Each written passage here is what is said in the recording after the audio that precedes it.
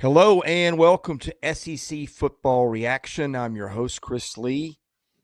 Tennessee is moving on from Nico Iamaleava. Chase Robinson did not expect to be doing a Saturday morning podcast about an SEC team moving on from a high-profile quarterback when it does not have a ready-made option on its roster. But my man, that is where we are in the state of college football. Good morning. Yeah, good morning. It is. When this is not something, you expect to talk about on the 12th day of April, when a lot of teams are having their spring games today. So, when the news started rolling out Thursday, I thought this was definitely a possibility that this would be a conversation we'd be having, that Nico is no longer the quarterback at Tennessee, but wasn't sure it would happen in the fashion that it did over the last 24 hours since he missed practice, meetings, no communication, all of that. So not after the news came out, not really shocked we're having this conversation, but I guess more surprised the way it all happened. Good morning, Jay Greason. Welcome to another day in the world of sports journalism. It has been a strange 24 hours as the world turns in the modern NIL and in college athletics, that I guess at some point we're going to have to just take out the word college. I mean, this is now it's professional athletics. It is. And I don't know many people who don't begrudge the kids getting paid, but if you're going to take a bold move like Team Nico, because it wasn't just Nico. It was his advisors, his family, his support group. They pushed chips in, and Tennessee called his bluff. And I firmly believe that this is a conversation that was had at the highest levels at Tennessee athletics because of the public way this was negotiated and revealed and then discussed. And I think it probably reverberated in Birmingham. Don't tell me Greg Sankey wasn't paying 100% attention to this. Yeah. And for people just joining us, here is the news. First reported, as best I can tell, by Pete Thamel. This is his tweet this morning. This came out, I don't know, maybe 30 minutes ago. Tennessee is moving on from starting quarterback Nico Iamaleava. Tennessee coach Josh Heupel informed the team of the decision in a team meeting this morning. Iamaleava missed meetings and practice on Friday, which was the driver of this decision. Our friend, a good personal friend of mine, friend of the show, Trey Wallace, confirms through his sources that he will enter the transfer portal on Wednesday. Yeah, I mean, what a shock. These are like moments in sports that you kind of remember. This was a landmark moment. And I've got about 4 or 5 talking points written out here. But I'm going to start here because I think this is the first time. Well, no, I'm going to start here. Here's where I want to go first. If somebody does not make this public, guys, do you think this plays out any differently? 100%. I behind closed doors, I think Tennessee believes that they've got a good football team. I believe they should know they've got a great football coach. And you're building off a team. Nico didn't have the best year. I mean, Alfred and I talked yesterday on this very topic in this forum that to this point, I think anyone, even Nico, would say he has underachieved to what the expectation was, being the number one quarterback coming out of high school. But if this is negotiated behind closed doors, I firmly believe this is handled differently, because I think Tennessee puts multi-million-dollar value on an experienced third-year quarterback in Josh Heupel's system. But you can't be held hostage, because then everybody in that locker room is going to say, okay, I'm now going to gauge my value. And if I'm the starting middle linebacker, okay, do I deserve a raise? Am I the strong safety? Do I deserve a raise? If I'm a left tackle, who's keeping Nico upright? So I think if this is handled with any measure of decorum, I still believe Nico would be taking snap one in August. Yeah, I completely agree with you. And look, this we got to know this happens all the time as far as negotiations go. Like the players are doing this behind the scenes a lot, talking with the collectives, the school, however it is the process is, this happens. Like it has to in this day and age. And so, yeah, with it going public completely changed everything about what these conversations were and what the outcome was going to be to me. Well, and here's the thing. Tennessee was at the forefront of collectives and figured out how to play the current system as well as anybody. And look, Tennessee has won a lot of games in a lot of sports. Not a lot of programs. The list is 5 or under, have had more success than Tennessee in the sports we cover. Football, men's basketball, baseball. And if you throw in some other sports, women's basketball, softball, they've done well there too, than Tennessee in this area. Danny White has been ahead of the game.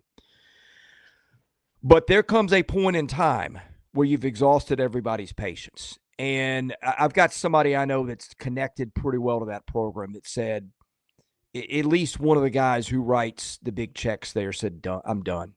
I'm not doing this. I'm not going to underwrite this thing. I don't know if that's the driver. I'm guessing just the general everybody being fed up with it, as Sam points out. He did this with Miami back in December. I don't know that it was just one thing, but I find it interesting when the school that has figured out this system as early and as well as Tennessee has, and the guys who put the fuel into the machine to make it run, some of them are just going, I'm done. No more. And to the bean counters in the 865, if Nico was asking for $1 million raise, you've got to then start factoring in, if everybody else shows up with their hand out, that $1 million could become 10 real quick. Yeah. And I do wonder how much that played a part too. It's not just being fed up with the situation, but it's okay if we cave here, then what and for how many people? And do we even have the hours in the day and the resources to deal with all that? And then Rick Barnes has a line outside his door. Tony Vitello has a line outside his door. I mean, it's not just the football locker room. Yeah. I mean, honestly, this is a seminal moment. If Ed O'Bannon is the face of NIL, Nico Iamaleava is the Kurt Flood of the modern era of college sports. Yeah, good one. And this is just kind of, I don't say this in asking anybody to feel sorry for us, but it's just a point I'll make here. Like, we work so much in this profession because there is no off season. If you're going to stay on top of it, and boy, if you don't, you'll get buried under an avalanche of competition. And there's a million, there's millions of people that would trade places with any of us for doing this right. So I don't say this to complain. But, and Chase and I were joking because I told him this. He said, yeah, that's the same way for me. I was going to take a break from work by mowing the yard this morning. I would be out pushing a mower in my yard right now if it weren't for this. The system has just made it where there is no break. There's no space. There's no time off for anybody. I mean, if it's this way for us, I can't imagine how it is for the coaches, the pressure. I do hope that this is some sort of a breaking point, possibly, to get the river back into banks. I don't know what that looks like exactly.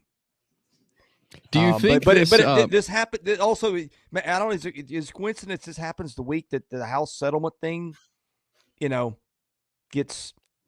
Well, it's not settled, but you know what I mean. Chase, let me go ahead because you got a thought there. Yeah, I was wondering what you guys think about this. Like, will this be, because look, this is going to happen. We know things like this are going to happen in this day and age of college football. I don't think we can deny that.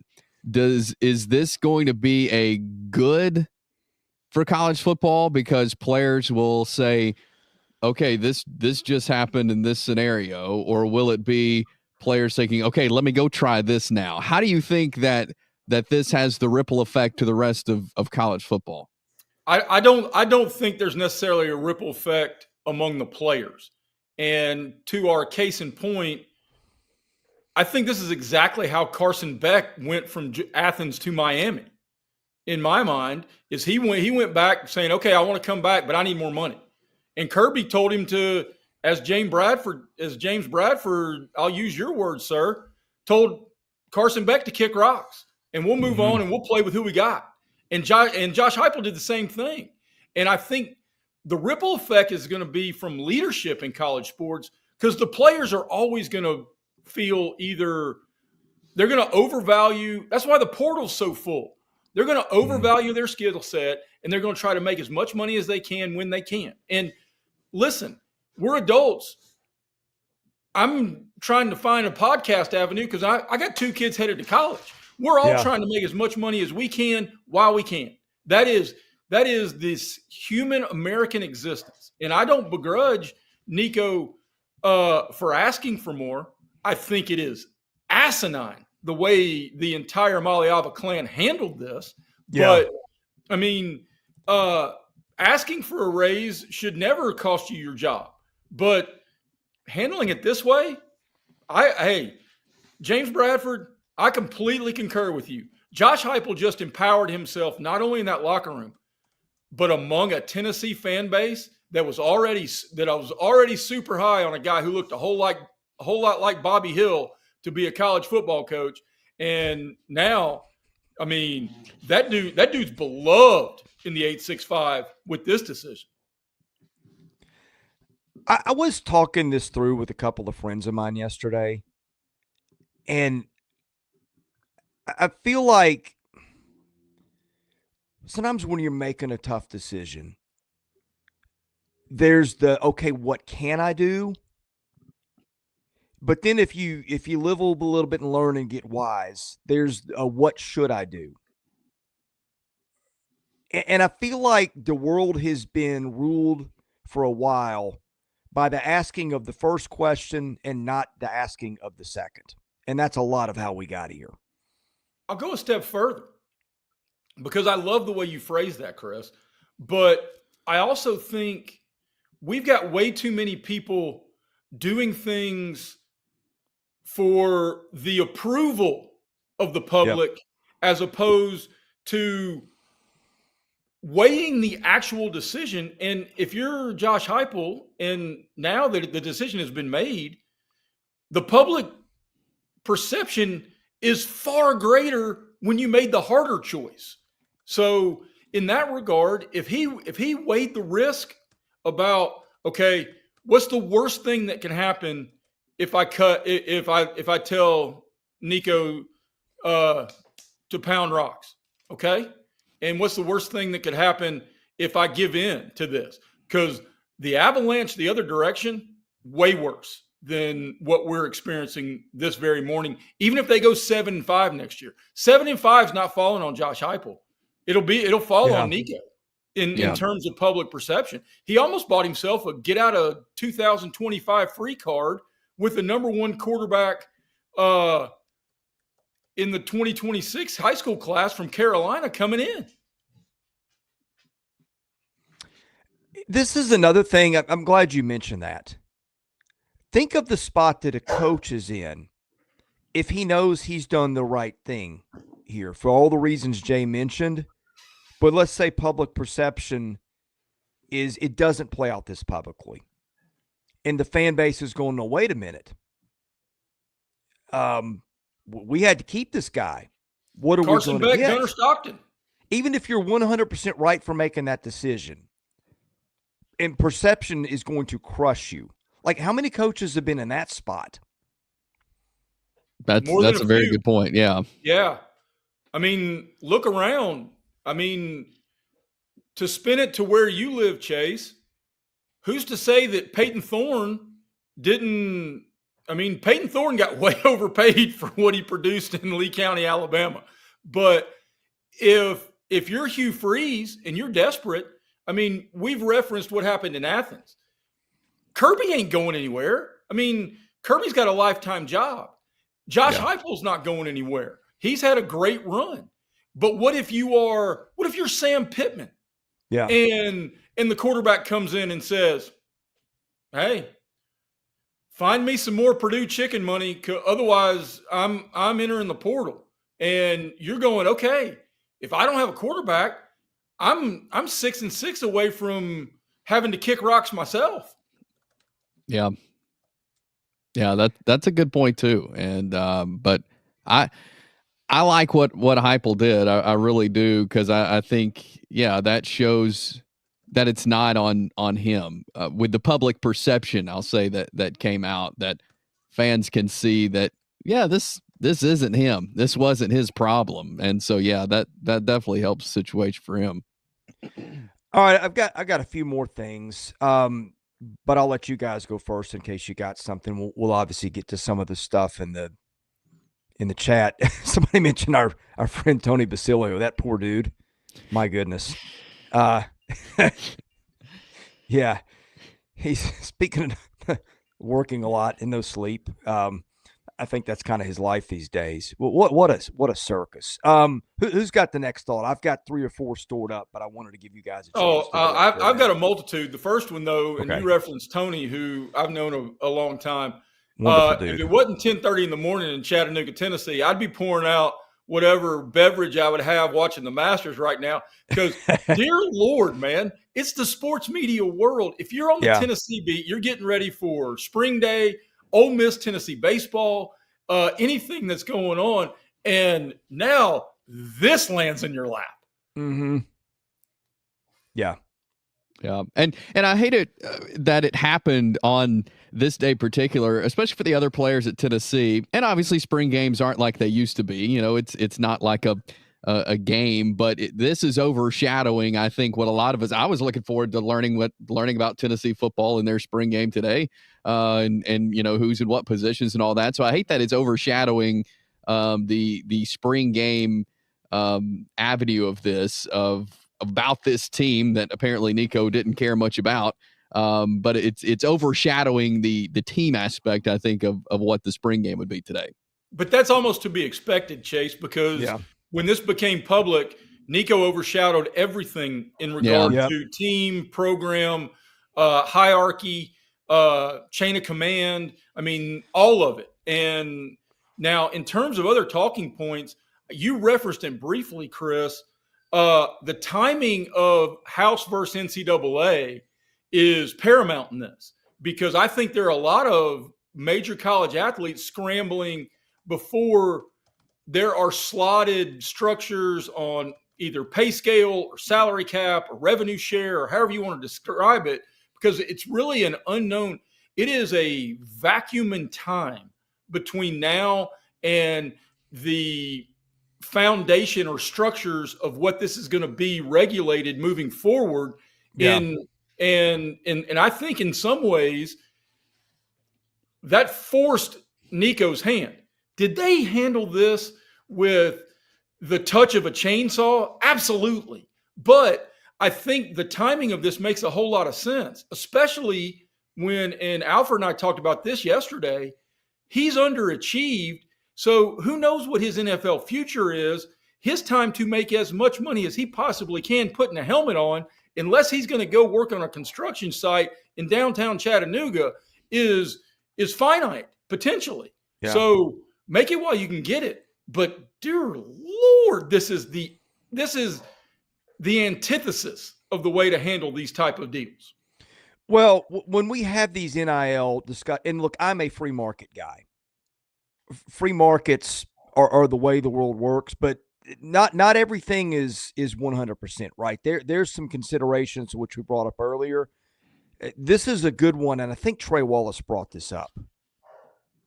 And I get wanting to make every penny that you can make. I don't fault that in its literal sense as a thing, but again, there's other stuff. Trey brought up the point. I think it was Trey.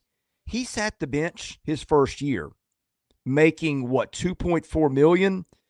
Tennessee did that and said, hey, look, you can sit and wait and learn. He's a guy that was new to football, and that was a big risk for Tennessee, right? As much as the ratings were there, remember, this kid was a volleyball player a lot of his life. Probably later coming to football, I've not researched this, but I think was later coming to football than any of his peers in the league. So Tennessee said, okay, we're willing to take the hit here a little bit financially for the long-term benefit of this. So there's that. Here's the other thing, and this is what is really going to bug me if I'm Josh Heupel today. You spend your entire spring practice structuring your offense and your reps around this guy. You don't get that period back. And now the guy that's going to be leading the charge, whether it is, oh gosh, they're back up. Merklinger, is that how you pronounce his name? Yep. You know, how many reps could that kid have had that he's never going to get? Yeah, that's number one thing. Frustrating. Yeah, that's number one. And here's another thing. I'm going to see if you guys are thinking what I'm thinking. What item is on Josh Heupel's agenda this morning that was not on his agenda for this day 36 hours ago? I'm going to see if you're thinking along with me here. 36 hours ago, I think the first message in the locker room, I think this is a great opportunity to galvanize a group of young men of, hey gang, we're all in this now together. And if you don't want to be here and you don't want to be your best for Tennessee, then hey, I'm willing to kick off the most important guy in this team because he's got his hand out. So, yeah. Hey, all of you guys are getting something, whether even the walk-ons, if you're getting preferred scheduling, every one of you are getting something for your sacrifice. If you're not happy with that and you don't think it's a good trade, then hit the streets, because I want 85 guys who are going to run through that tee and give me everything you've got, period. And hey, some of you are making more than others. If you want to talk about it, great. If you don't want to talk about it, great. If you don't feel like you're being fairly treated, then we'll talk about it. But this is the opposite way that we're going to handle our business. Our business needs to be our business. Stay in here, stay with me, and we will make this together. And if this was not a family show, I'm certain it's going to have a little more colorful language than that, because I love speeches like this. I mean, I love them. And I mean, this is really mind-blowing to think about. We are here on a Saturday morning from what we expected Wednesday afternoon looking to a Tennessee spring practice. Yeah. Jay, that wasn't what I was thinking, but that's a wonderful point. Chase, I'm going to see if you can read my mind on this one. What's the one thing that's probably part of Josh Heupel's agenda this morning that wouldn't have been on there 36 hours ago? Portal shopping? Well, that also. I may have buried the lead here. But I'm just thinking, like, now you've got an agenda item, probably meeting with your PR and your media relations team saying, okay, when that question gets asked in the press conference after today, what are your You don't let it get asked. You walk out there and give the same speech I just gave. You get in front of it. Yeah. You open when you meet with the media today about addressing this. Don't tell me that Merklenberger or whoever QB2 who now has to be QB1 is. Don't tell me he went 8 of 12 and we feel really good about his chances. No. You won't talk about burying the lead. Walk in there and sit down in the news conference and say, we felt like we did some really good things today. We tackled well. I thought we blocked well. No. Sit down first. Hey, if he really wants to pull it, flip his hat around. He sits down, pulls his hat around, goes, so what's new in y'all's world?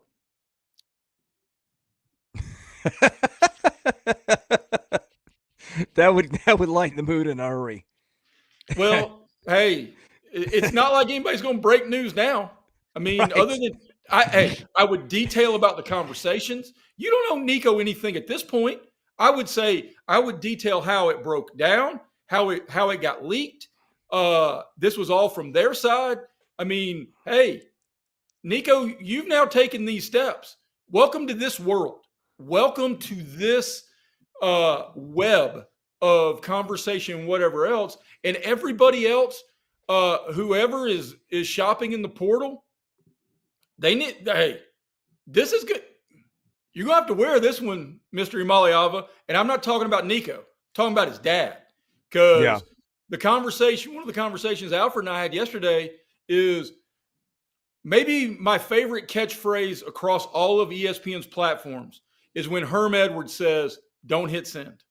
Just don't hit send. Mm-hmm. Don't hit send. Whether it's Twitter, whether it's a text, whatever it is, don't hit send. Just don't hit send. And how much of this headache is avoided if Nico Sr.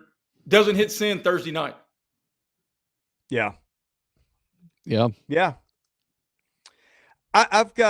another thing. Do you guys ever read Malcolm Gladwell? Oh man, love Malcolm Gladwell. Yeah. Now his 10,000 hour theory is mind blowing if you really think about it. Yeah, and you could argue that he oversimplifies a lot of things, but I'm fine with it. It's food for thought. It's he makes you think about a lot of stuff. And he wrote something a few years ago that has stuck with me ever since I read it. And I may butcher it. If you're in the chat, one of you has probably read this, or Jay, you might be able to correct me, or even you, Chase, if you've read him. He did a whole chapter in one of his books. I don't know if it's a tipping point or which one, about how like you can get people to do stuff for free and they're fine to do it. But the minute you introduce money into a situation, it changes the dynamics. And you can pay, somebody will do something for free, but once you pay them a penny, it changes the nature of the way they think about everything. So if you're paying somebody $7 an hour, they're going, well, I'm worth 15. And 2 minutes ago, they were fine to do it for free. It is a fascinating conversation, and I may even want to go back and reread it this week because it has changed the way that I think about these things. Well, and at its concept, it's the replacement of gratitude for value. And so you're willing to do stuff because people appreciate you. But once they put any modicum of value on it, it's human nature to feel undervalued.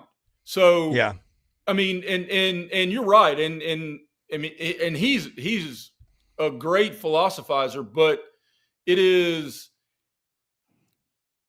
is such a springboard in so many directions in the modern age of semi-pro athletics, of modern age of minor league football. I don't know what we even need to call this now, because it's certainly not college, because we hadn't mentioned Nico picking up a book ever other than a playbook or a checkbook. So, right. I mean,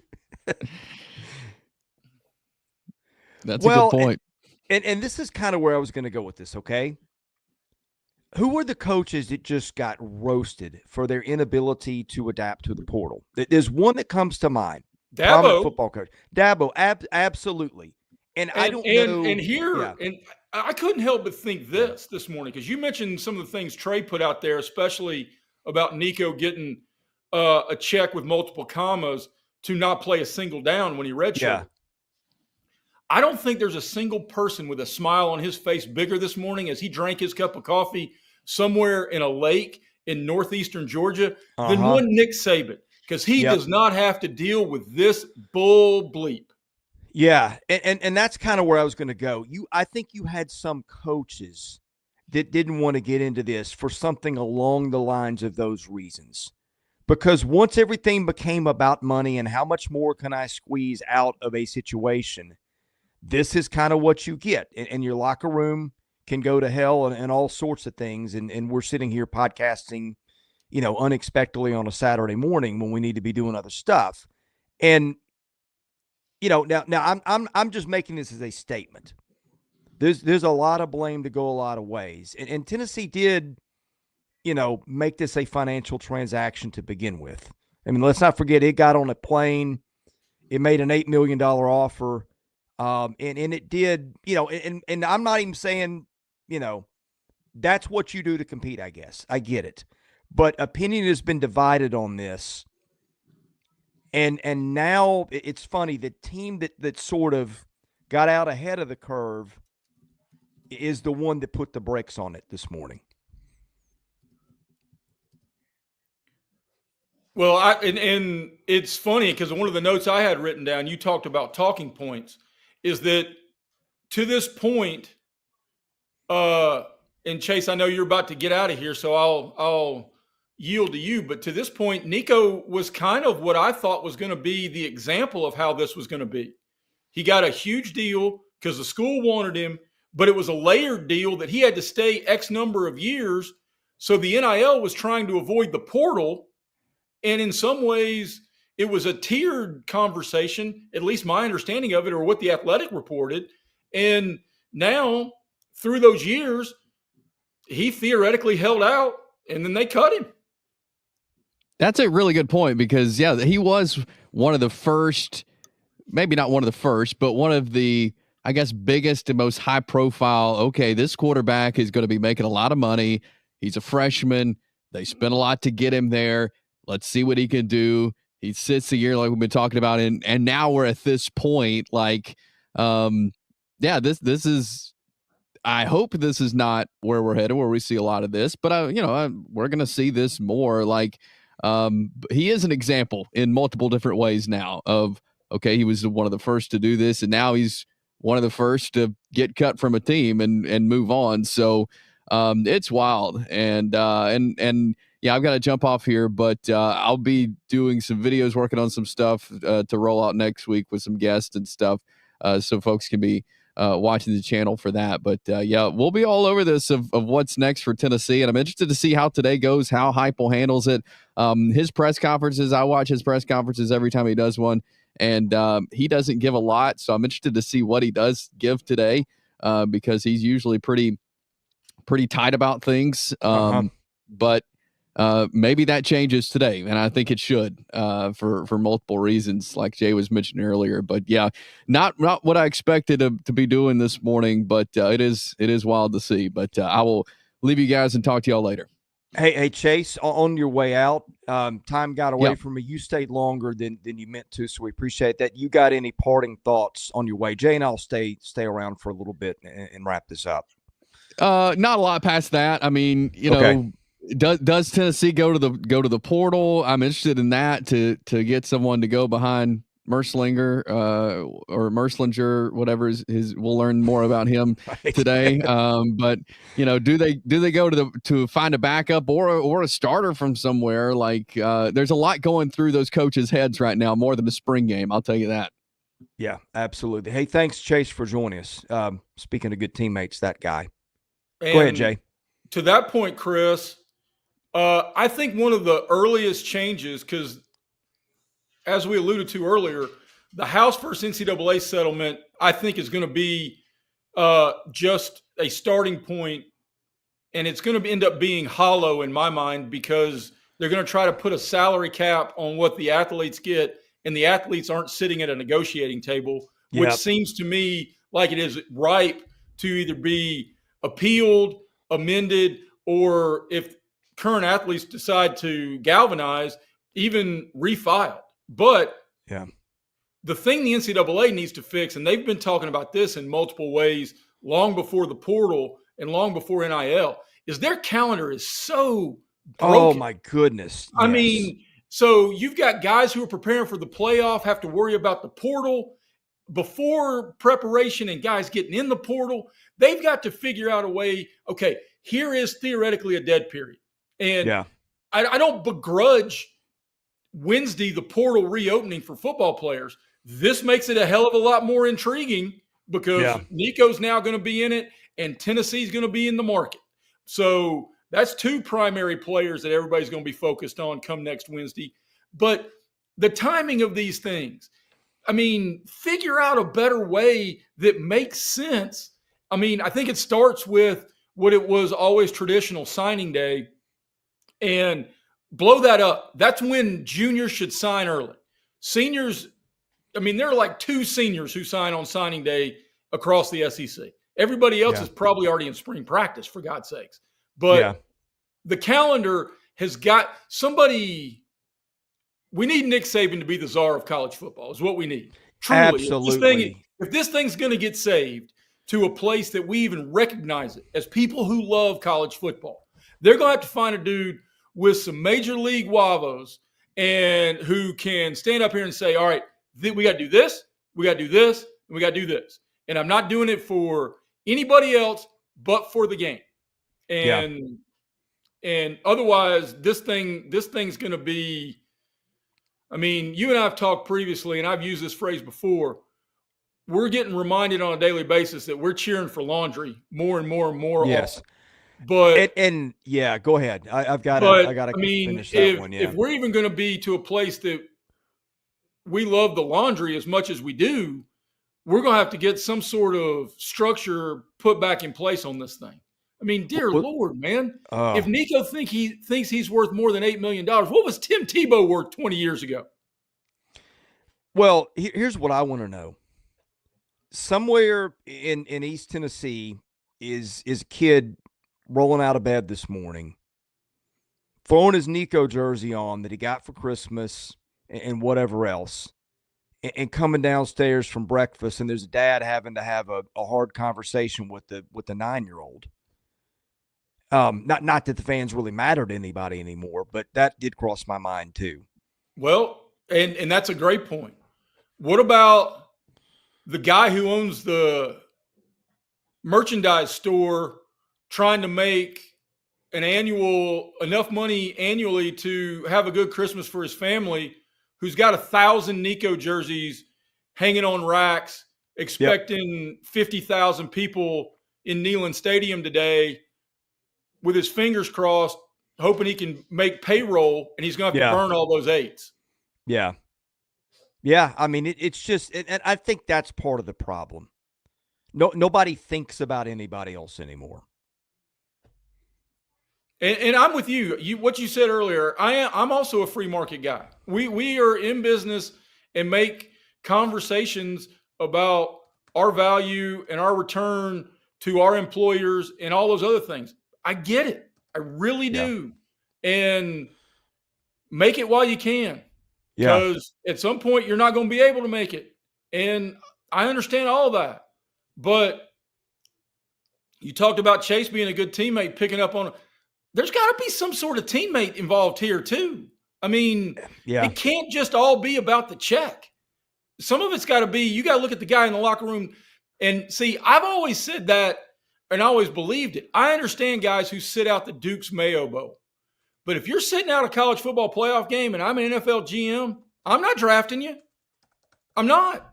I'm not either. I mean, and that's why I know people think I'm crazy, but as a Titans fan, in addition to, whatever concerns there are about Cam Ward's style of play, I'm going, do I want my favorite team to spend the number 1 overall pick on a guy that basically opted out after a bowl game after he got a record? Yeah. I know. I would have had more respect for Cam Ward saying, hey, this bowl game, I got millions of dollars on the line. Yeah. But if you're going to play. Yeah. But I don't know. And maybe we romanticize it a bit too much. Maybe we occasionally view it too much as fans. I get it. Yeah. I mean, and if that's the case, and if you think that, guilty as charged. But I got in this because I love sports, not because I love words. I mean, not because I certainly don't love looking at my face. So if I did that, I'd have gone to Hollywood.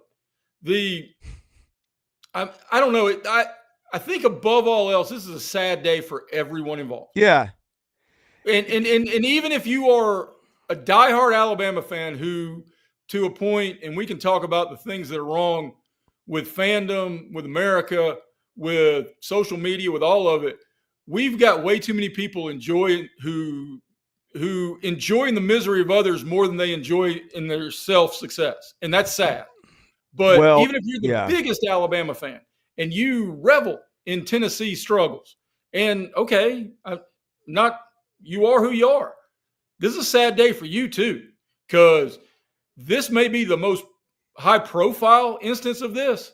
It assuredly is not going to be the last. And it's like coaching scandals or recruiting violations back in the day.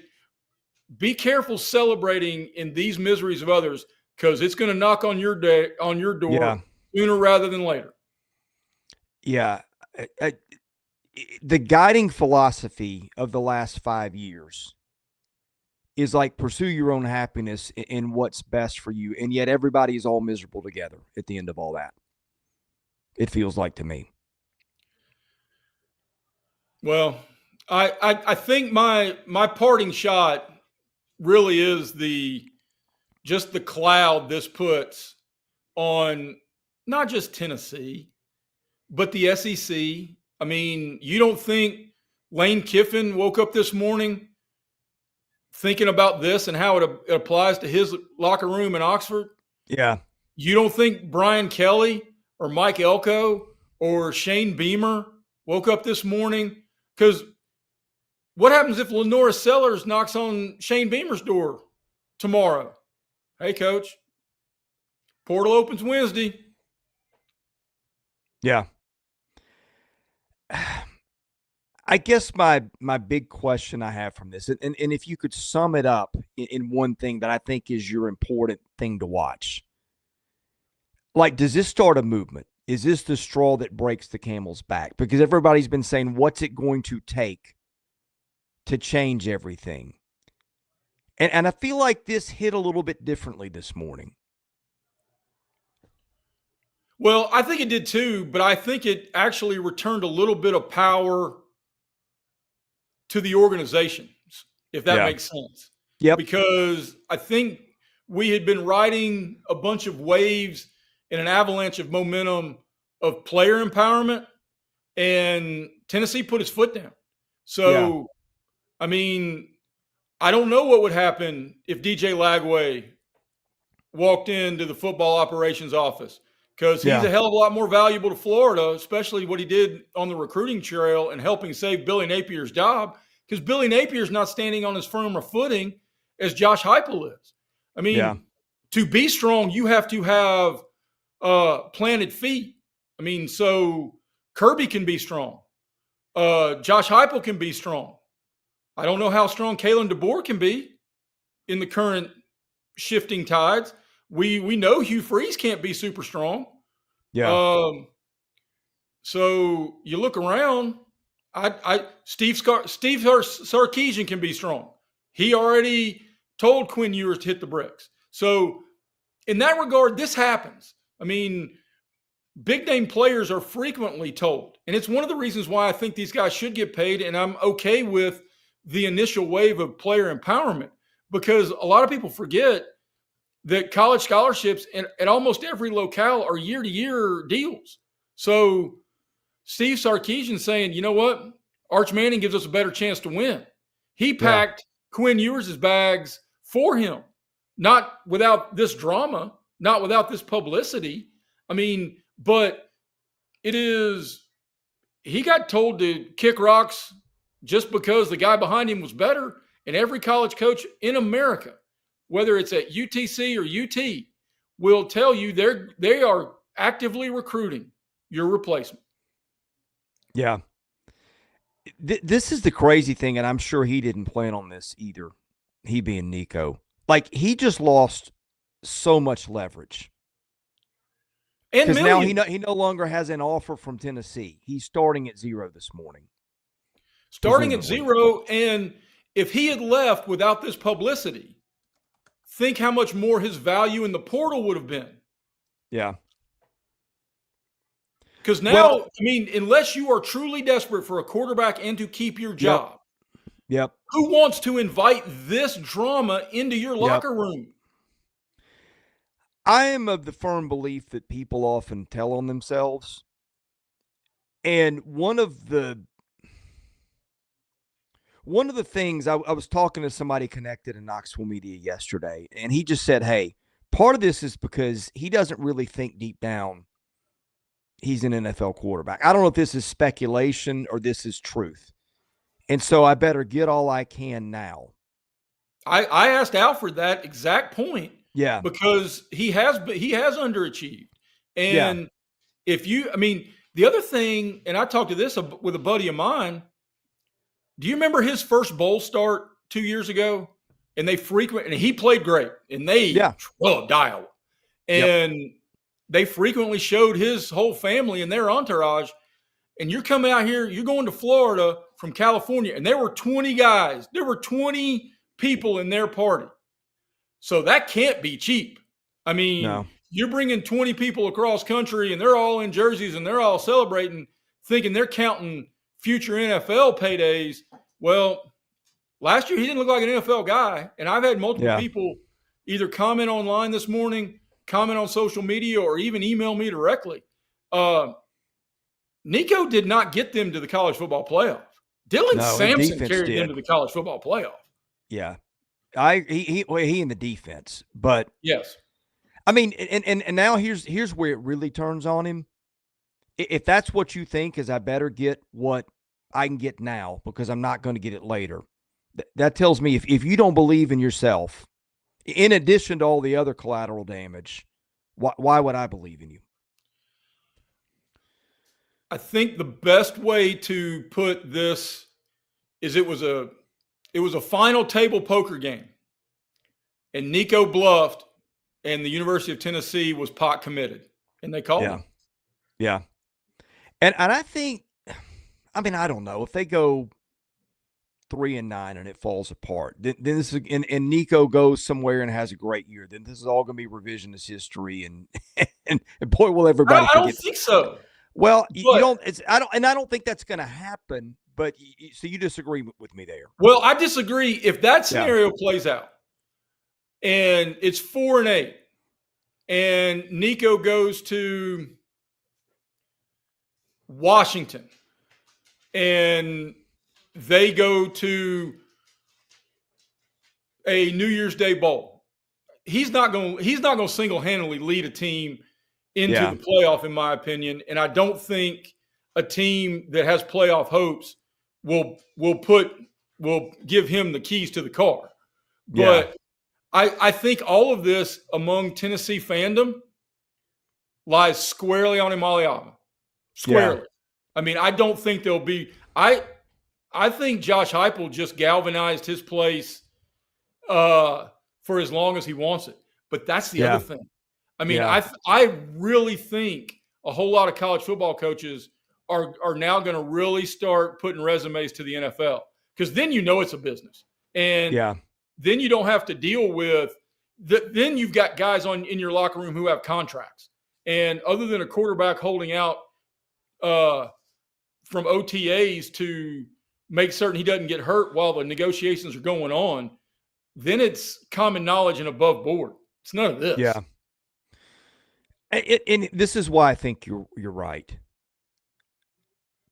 As much as we can give you the reasons that it's harder to become attached to college football, this being Exhibit A, people still root for the jerseys and have emotion.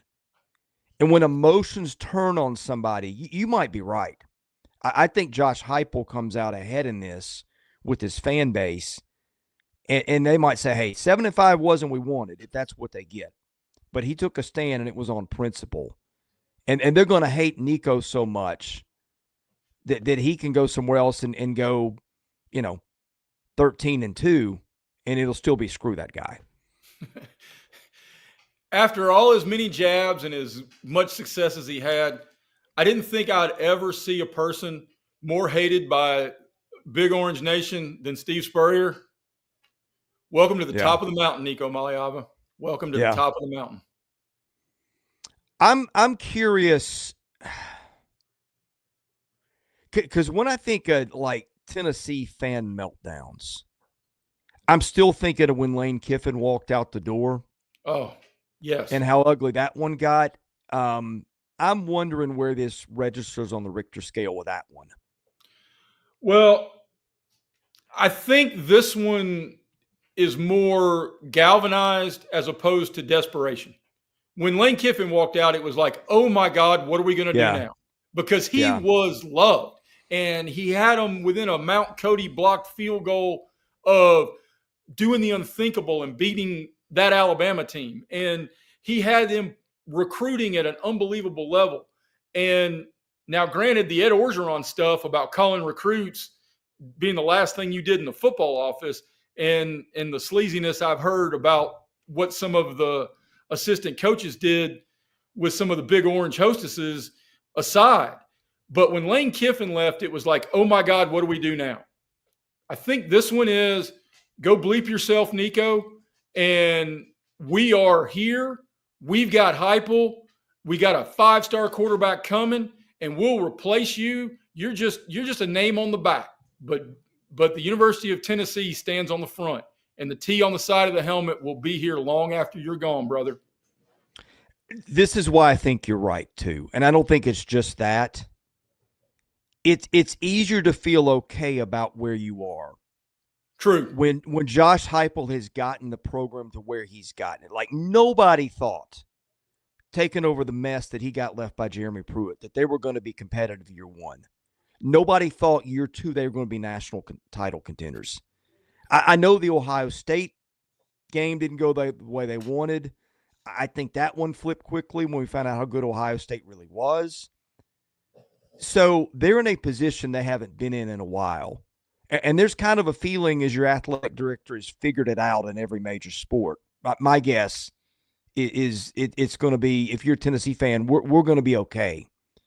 Because look at the results lately and look at where we've come from. When Lane Kiffin left, the climate there was a lot different.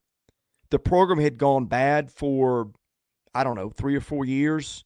He came in and got him quick success. As you said, nearly beat Alabama. Had a sterling recruiting class. Yeah. I mean, ton of momentum. And let's be honest, as Agent Jay says, there's no reason to melt down because unless they call me to play quarterback, there's no way they're going to replace Nico with someone as bad as replacing Butch with, or replacing Kiffin with Butch Jones. So you're good. Yeah. And that was the other thing is the years after that, they had some moments, but mostly they were not good. I think the footing that the programs are on and also who's running your athletic department. I think there's a lot more confidence in Danny White than, gosh, who was running the AD at the time? Was that Dave Hart? The guy after Dave Hart. And Sam's right. Derek Dooley replaced Lane Kiffin. Oh, that's right. That's right. Thanks, Sam. Well, not like Orange Pants set the world on fire either. But right. I think to your point, it empowers Heupel to have a guy who's as successful and who has your back, like Danny White. Yeah. And yes, Mike Hamilton is the guy's name. I can see his face, and rest in peace. Couldn't remember his name for nothing. But the strength of Danny White and the success that he's built up, there can't be a sense of insecurity in that athletic department from the top down right now compared to previously when it felt like a house of cards. Yeah. Well, and his dad was a very successful AD. He did some great stuff at Central Florida. They have been ahead of the curve of at least 95% of the athletic programs around the country at how to survive and thrive in this era. 95% is too low. It's probably at least 98%. And it might be, they may be number one in the major sports. Right. And that's what I was going to, and you may not like how they do it all the time. I do think there maybe ought to be a little self-reflection in how we got here this morning in Knoxville, because I don't think they're entirely blameless in the situation in terms of the way that, it all started with the recruitment. Maybe some lessons learned there. But bottom line is they've been winning as much or more than anybody. I think my closing thought here, Chris, and I appreciate everybody joining in because it's a hot button topic, but this is the first domino. And I really think there are a lot of Curt Flood comps to this as a high profile free agency conversation. Yeah. In major college sports.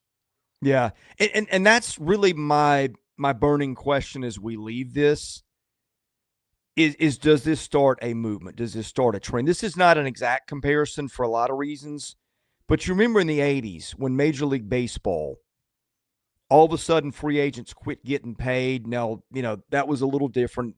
Collusion was ruled. Players won a bunch of money in court. But is this something along those lines where 80s wake up and go, This is an insane world. The longer we play along, the more we invite more of it. And is everybody going to look around and start putting their foot down? That is the one thing I wonder from this. It also, we talked briefly about the House versus NCAA rules. I think this may put a little more fire under the feet of the power players in college sports that, hey, we've got to get a framework. We've got to get, okay, you can get this when you negotiate to sign your letter of intent. You can get this after a year or whatever else that they want to put, but they're going to have to put some sort of structure in place that everybody's dealing off of something. Or, I mean, every school is going to have a Nico. It just won't be this public. Yeah. Oh, and I think a lot of schools do. I think a lot of schools do. And maybe that's why. Yeah, well, I mean, the fact that it went public was the one wild card. Like we have not seen that, and that tells you where Tennessee had to be with the whole situation. The fact that they're willing to put it out there and let the consequences be what they may. See, and I think as succinctly as we can put it, after dissecting this for almost an hour, and we ran Chase off because I'm kind of a blowhard, but everybody negotiates. But I'm certain at this point there are a lot of people who think Tennessee felt like they were being held hostage. Yeah, and they were. Gosh, Jay, there was another thought there. Oh, I mean, look, and this is the bottom line. I don't think this ever gets put to bed until you have something along the line of a players' union. I mean, I think there's some ways that's not the best thing. I don't know what the model is, but you got to have representation on one side of the table and representation on the other side of the table, and there's got to be an agreement. And that's why a lot of people think that what you're trying to do with the House settlement is not going to work. Right. Because wait a minute, you made the rules. Nobody on our side agreed to it. And I think if the NCAA were smart, and I get that it is inviting bleeding more cash, but is this what we want? Well, where we're running an airport where the planes fly around, and nobody's, you got somebody out here flying a plane in this direction that hasn't told you they're coming. I mean, that's where we are. It's there's an airport so many layers to the hurdles, Chris. Yeah. First and foremost, this is not federal; it's state by state. So the laws being put into place or the regulations being put into place. I mean, the only way to truly get run out of a seat in the state of Alabama is to take a anti-college football stance. I mean, so the state by state thing is one. I think part of the dominoes, big picture, beyond just guys asking for more money and whether they do it publicly or privately, that's just going to be business as usual.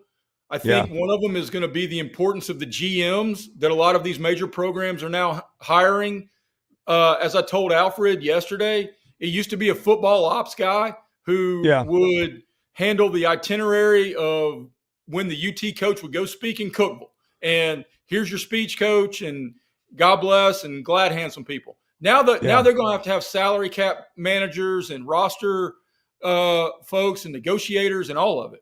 But moreover, I think at least in college football, whether we want to admit it or not, I think this takes us to a big step towards the Super 65, or how many ever are going to play in that upper tier and play for the big cash, and then everybody else. Because, I mean, MTSU can't deal with this. No, it's not. And they're playing by the same rules. Right. I mean, if there are, as much as there are rules. But Sam brought up something, too, and this is the other end of the discussion. Throw unions and an organization and bargaining out of it. Yeah, every time the stock market gets out of control, you have a correction where people kind of come to their senses and say, you know what? These things aren't worth the money they're worth for whatever reason. And the other thing is this could be a little bit of a market correction, because if Nico goes in the portal, walks away from $2.5 million a year, or whatever the amount was at the moment, probably more than that after the renegotiation, and that value plunges, I mean, everybody's watching this now. True or false? That might be part of your other alternative. Man. True or false on a Saturday? And Sam, you're welcome to chime in this one too. True or false? Nico takes a snap at a Power 4 school next year.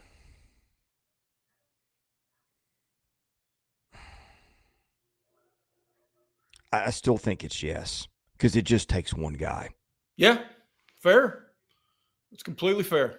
I mean, and you're right. It just takes one guy who not only thinks that he can fix him, but feels need is more important than value, virtue, or appearance. And if Nico delivers, you look like the genius. Yeah. Well, because a five-star quarterback's worth well more than $2.5 million. Yeah. And I understand completely and agree with Josh Heupel for not giving him a raise. Well, and here's the other thing. This is where it could come back around. It's like in Major League Baseball when these free agents don't sign contracts till, late in spring training, or sometimes guys usually go in the year. You got a number 4 starter out there waiting, for somebody to tear an elbow ligament, and all of a sudden, there's less of what I can do around. That's the other thing. He could be totally out to lunch, and some kid somewhere, in late July could rip up a knee riding a dirt bike, and then the phone rings. Well, it's going to distract us from our college baseball watching this afternoon. Oh, and the Masters watching. Yeah, we don't need that. See, that's why this sucks. Think about this. What if this happens one day later? Because there's spring games today, right? I'm not dreaming it, right? Yeah. Yeah. Can you imagine being in the press box? I hope my buddy David Pascal, who covers the Vols for the Times Free Press, where I work here in Chattanooga, I hope he gets the first question today, and I hope his first question is, Coach, how'd you think your secondary played today? And because that would be awesome. Yeah. Yeah. Hey, Jay, thanks for joining us on a moment's notice. Man, this has been interesting. Glad it worked out. And me too. I'm just fascinated with what happens next. Absolutely. Both in Knoxville and for Team Nico. Because, man, you want to talk about a kid whose world changed in 72 hours. Yeah. And, shoo. Yeah. And the other possibility is, people get indignant about it for 48 hours. Somebody wakes up and realizes they need a quarterback, and it goes back to business as usual. I can assure you Big Orange Nation is not going to forget about this in 48 hours. No. It's and dear Lord, let him land at a spot that shows up in Neyland Stadium next year. Ooh, yeah. I would presume he's checking schedules when he's making his plans. Probably so. Although that worked out for Liam Doyle last night, so who knows? Well, that's a whole different kettle of fish, isn't it, brother? Yeah. Well, some parallels with that one too. But anyway, we'll leave that one there. Parting thoughts. I think Josh Heupel's news conference this afternoon is now appointment television. Yeah. And SC Scout guy asks, he can't transfer to an SEC school. I believe that's correct. Well, I'm not as certain about that as I used to be. I mean, the Alabama Diabate went to Kentucky. Yeah, but the rule's different for football. They may be. I mean, but at this point, I mean, rules in this day and age. I mean, Chad Baker-Mazara may be a 27-year-old Auburn Tiger next year. I mean, yeah.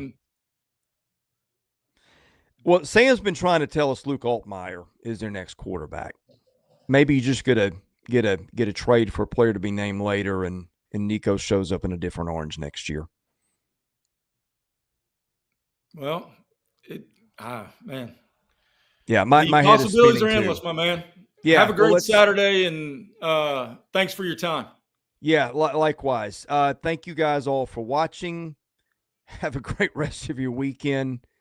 For Jay Greason, I'm Chris Lee. We're Southeastern 16. God bless you. Thanks for watching. We'll see you again soon.